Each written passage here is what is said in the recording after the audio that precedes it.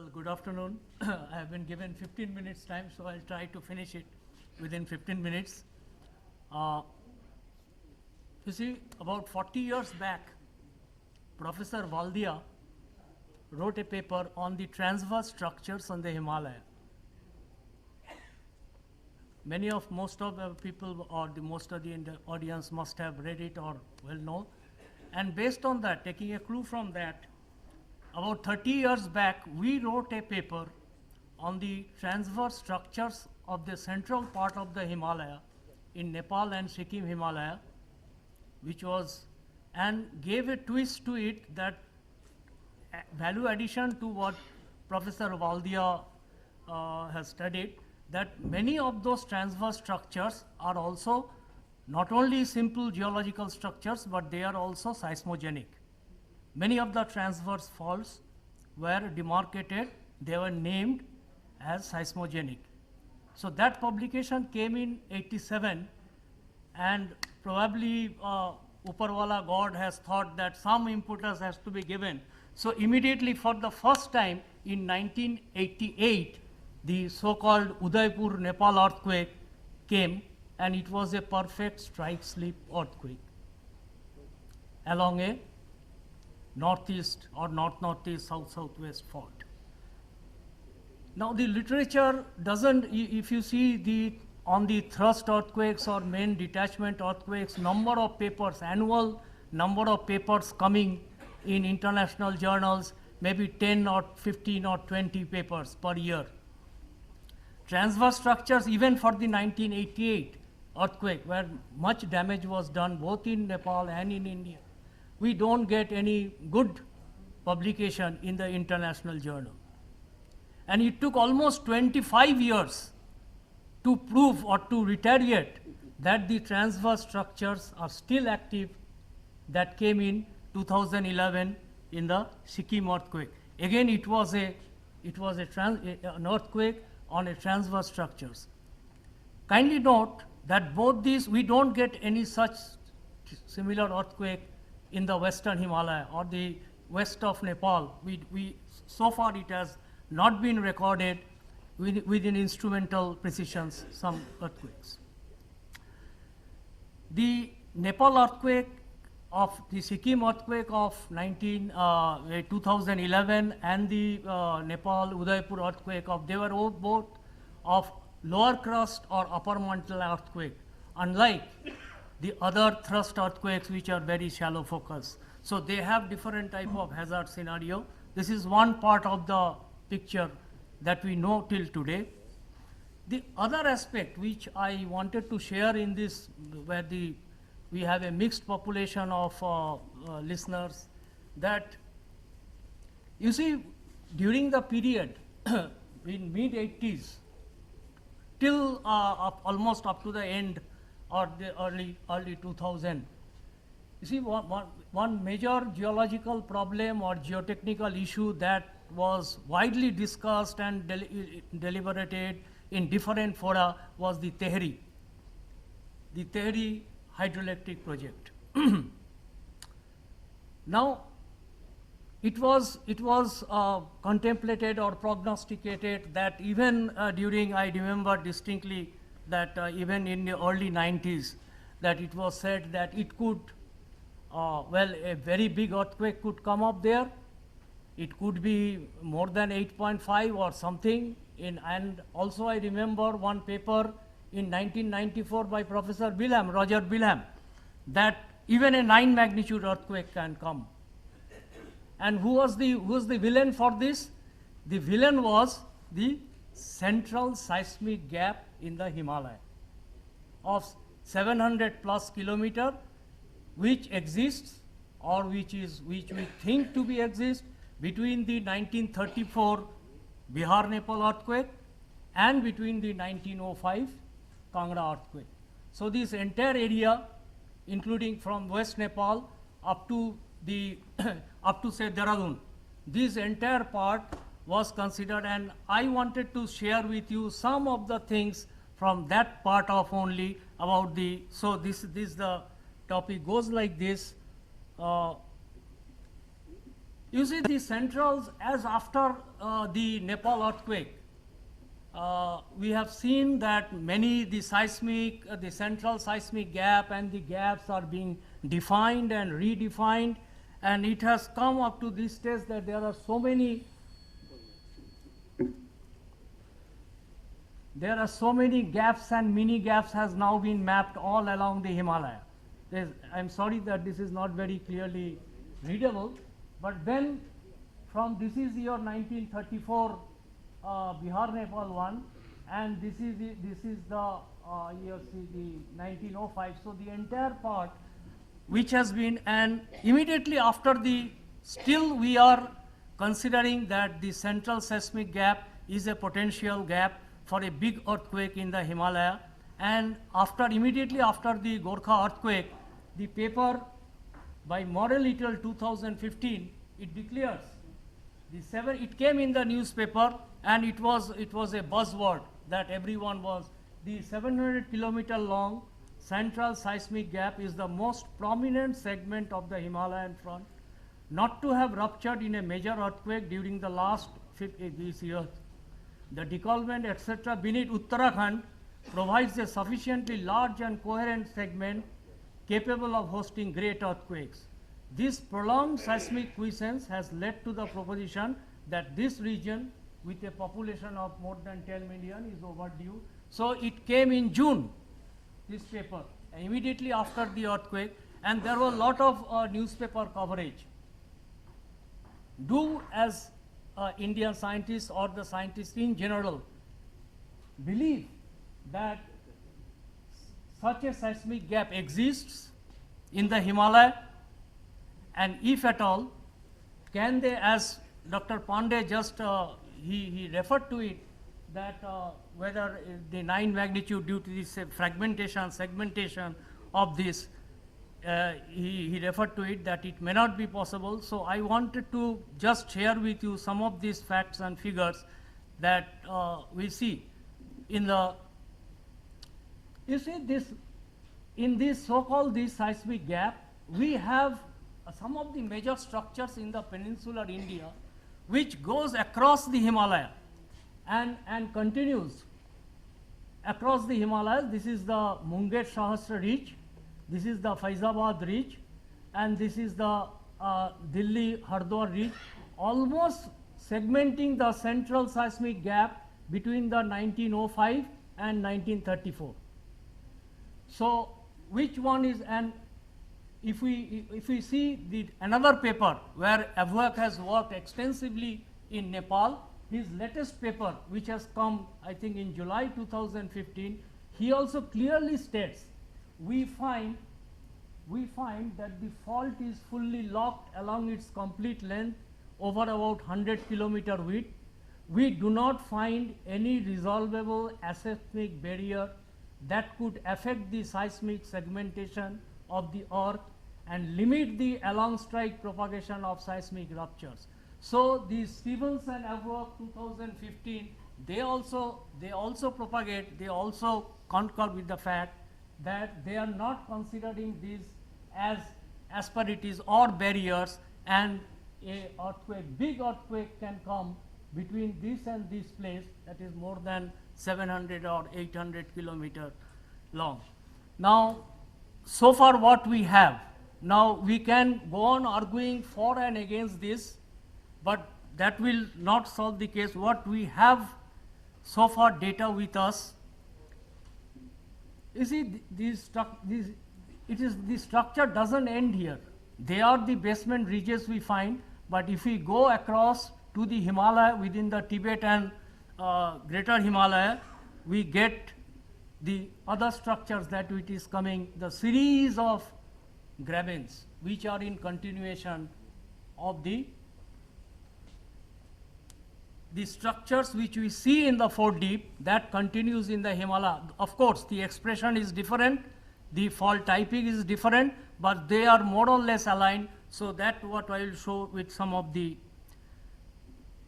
Now let us see what happens. This a 700 and 800 kilometer gap, if it ruptures at one go, it can, yes, it can create earthquake of 8.5 magnitude. But is it possible? What data suggests? What we have with us? Let us see the Kangra earthquake. It has been modeled in various ways. Its length is, the rupture length is 100 plus minus 20. Its width is 55, etc. This square kilometer. Its slip is 4.1 and magnitude is 7.8. Let us see what will happen. History repeats itself. So what we have data with us. Let us see the Bihar Nepal earthquake as for information which is available with us. You see it's 150 plus minus 25, 85 plus minus 10. This is the length, this is the width. And not taking into consideration the GSI's epicenter. We have taken into consideration subquarters, epicenter and other things, taking on the other things, and we get 5.1 and it gives you 8.1 to 8.2 magnitude earthquake.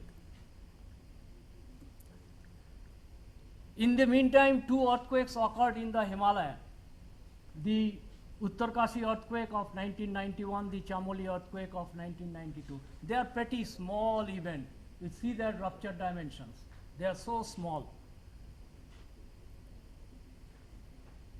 The Kashmir earthquake of 2005, even see the rupture, its rupture is 100, 25, 30, 4 meter and MW 7.8. So whatever, and then if we see the Gorkha earthquake, if you take the your aftershock distribution as the main rupture area, then rupture area becomes slightly more. But if we exclude the May event and then take it is more or less something like that, 100 to 120 kilometer, 60 to 80 kilometer, 3 to 4, and then the almost another latest publication comes. The earthquake is about 15-20 authors from Nepal, DGM and others. Earthquake rupture as a slip pulse, 20 kilometer in width. This is from USGS. Now they have the latest publication shows that the rupture width is only 20 kilometer in depth. 6 seconds in duration. US shows the 1 minute in duration. 1.5 second with propagated towards Kathmandu basin, 3.3 kilometer, etc. 1.8. So with this time and with this type of research and so coming up, it is also not that big, but somewhat within the range of 7.8 to 9. They are all the earthquakes that we have with us. Now slightly going to give credence to my specific topic that we have decided to speak on with some of. We see, as I've showed you in earlier, the different regions which have been mapped all along the 4 deep. There are also small regions also, the 4 deeps. I'll discuss 1 or 2 of these regions. The details of the regions and other things has also been worked out based on ONGC detailed work. You can have, it is not only the regions, there are a number of faults which have been mapped from the 4 deep, from the basement area.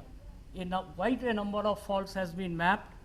I do not want to go into each details of these things. They are available in the literature.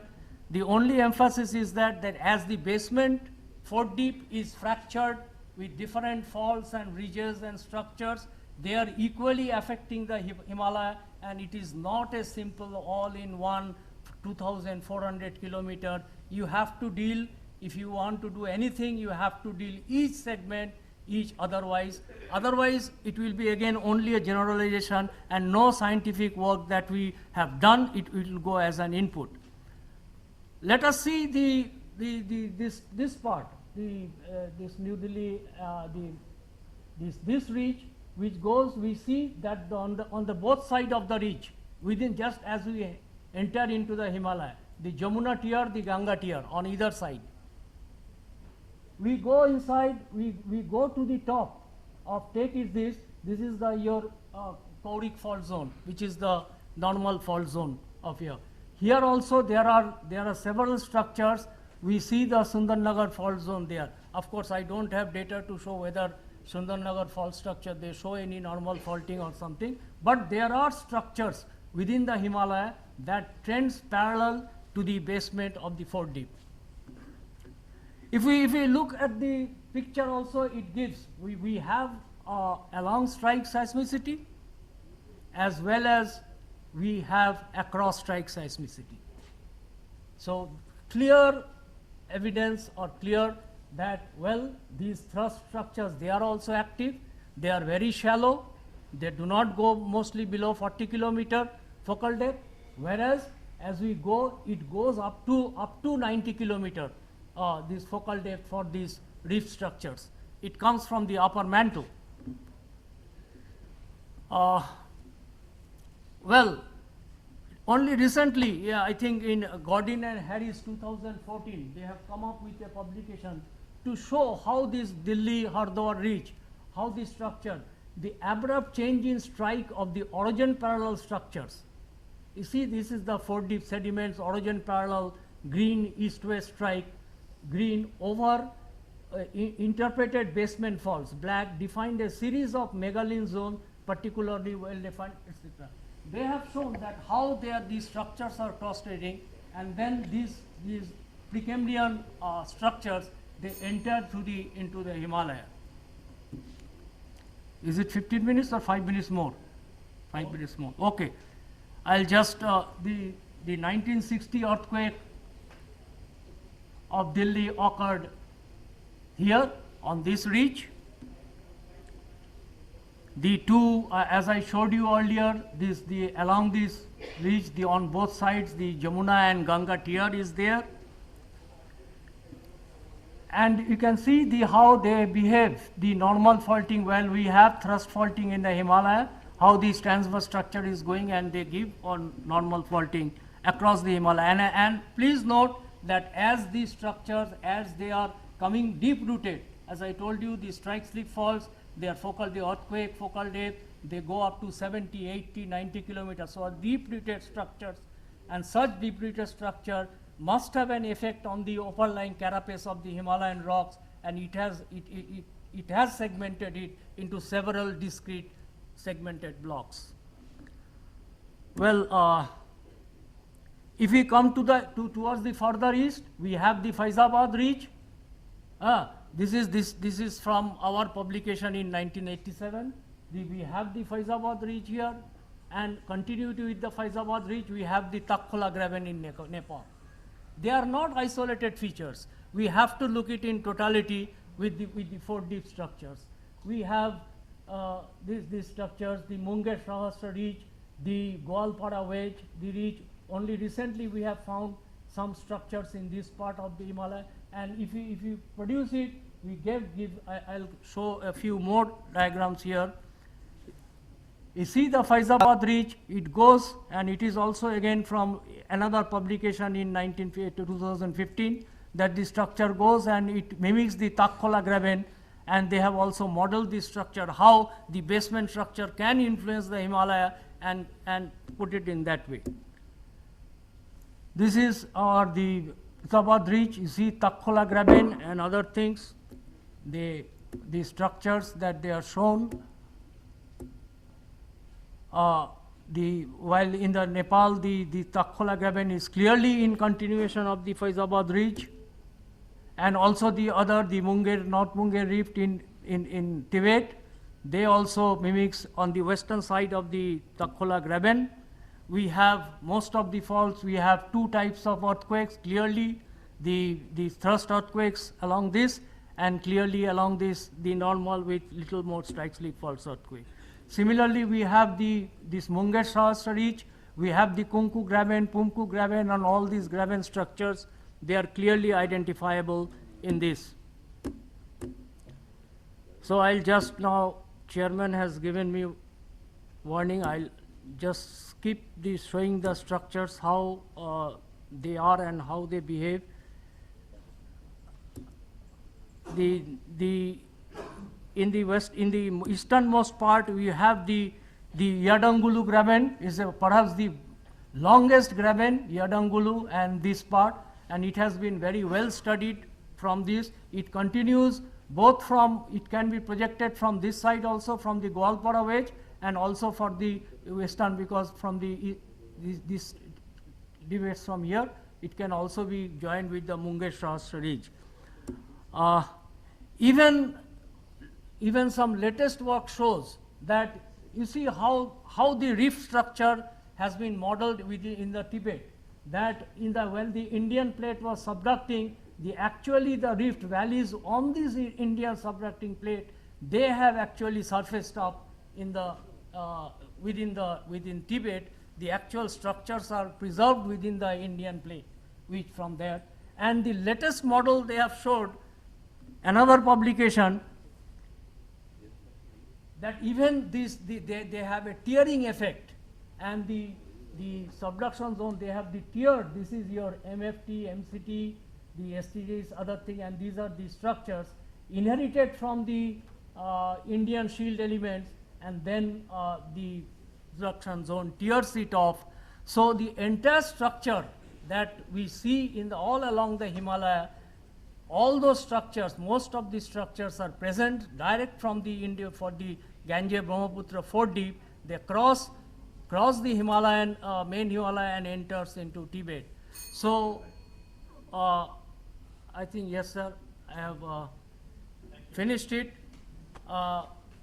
You see, let us not scare people that 400, 700 kilometer wide. Of course, after the 2004 earthquake, we can't say anything in nature, everything is possible.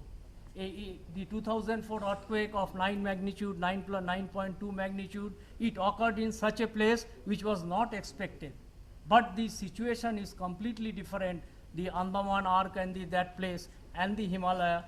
My suggestion is let us not scare people, lead with facts and figures that it is highly impossible or rarely possible that 700 to 800 kilometers of Thank you, Sujit. Thank you very much. You have made your point. Thank you very much.